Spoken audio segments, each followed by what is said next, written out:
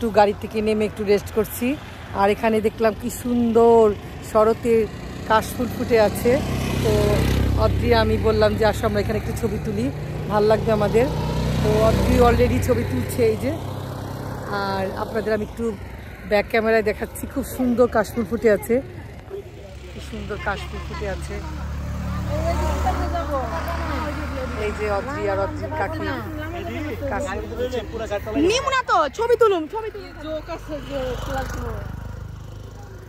এগুলি নিও না, জোক আছে এগুলি, চোখের মধ্যে গেলে একদম সমস্যা করবো কিন্তু।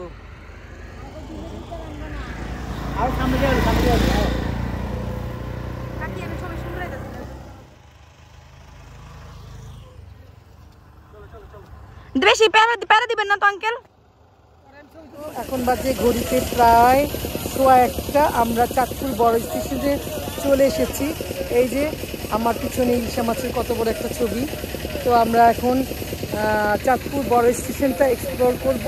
তো অলরেডি চলে গেছে ঘাটের সামনে, আর আমি এই যে যাচ্ছি।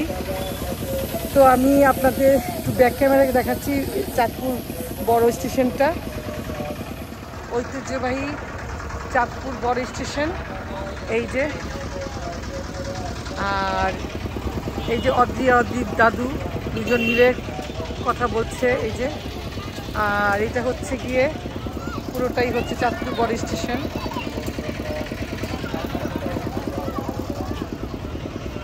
এই যে, আর এটা হচ্ছে চাঁদপুর, এইটা মেঘনা নদী তো না? মেঘনা নদী না মা?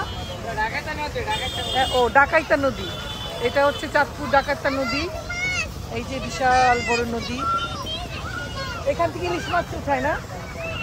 ইলিশ মাছ এখান থেকে পাওয়া যায়, এখান থেকে ধরে।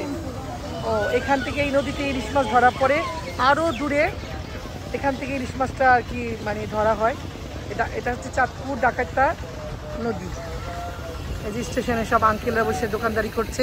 এখানে মানুষ, চাঁদপুরের লোক কিছু সময় মানে যখন মানুষ কাজের ঝামেলায় খুব হাঁপিয়ে যায় তখন এখানে এসে একটু হাসি স্বস্তির জন্য ভালোই লাগে। এই যে অদ্রি দাদু বসে আছে।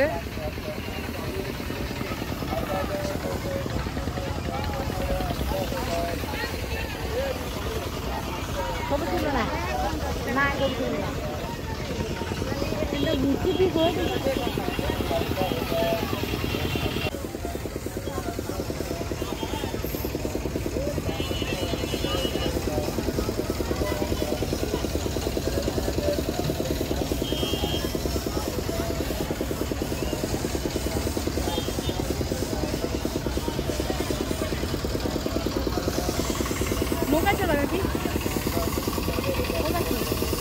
নৌকা চলবে, ভাড়ার কথা